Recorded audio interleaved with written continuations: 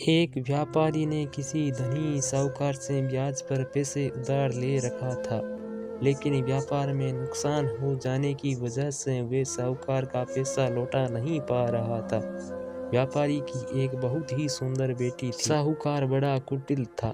उसने सोचा कि व्यापारी पैसा तो वापस कर नहीं पा रहा है, तो क्यों ना इसकी परिस्थिति का फायदा उठाया जाए। उसने व्यापारी को एक सुझाव दिया कि अगर वह अपनी बेटी की शादी उस साहूकार से करा दे तो वह व्यापारी का सारा कर्ज माफ कर देगा। व्यापारी बेचारा मरता क्या न करता। उसने अपनी बेटी को सारी बात बताई। समस्या बड़ी थी।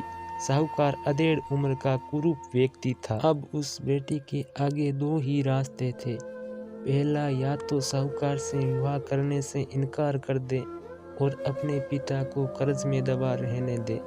दूसरा, साहूकार से खुशी से विवाह कर ले ताकि उसका पिता स्वतंत्रता से रह सके। लड़की ने साहूकार के आगे एक शर्त रखी कि साहूकार एक थैला लाए और उसमें 2 गोलियां डाले, एक सफेद रंग की तथा दूसरी काले रंग की।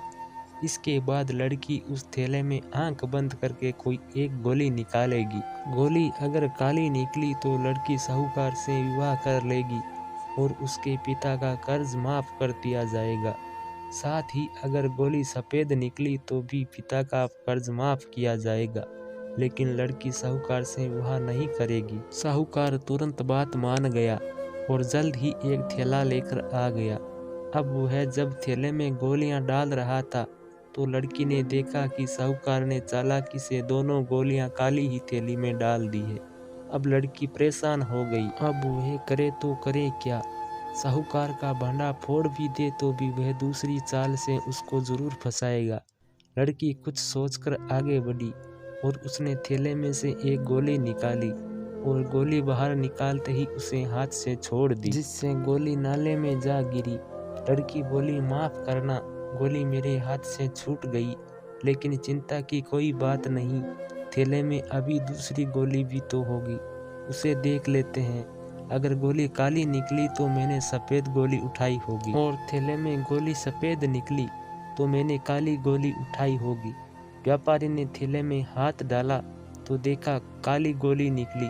व्यापारी बोला, बेटी, थैले में काली गोली बची है, इसका मतलब तुमने सफ़ेद गोली चुनी थी। साहूकार बेचारा बोलता भी क्या, अगर बोलता तो चोरी पकड़ी जाती।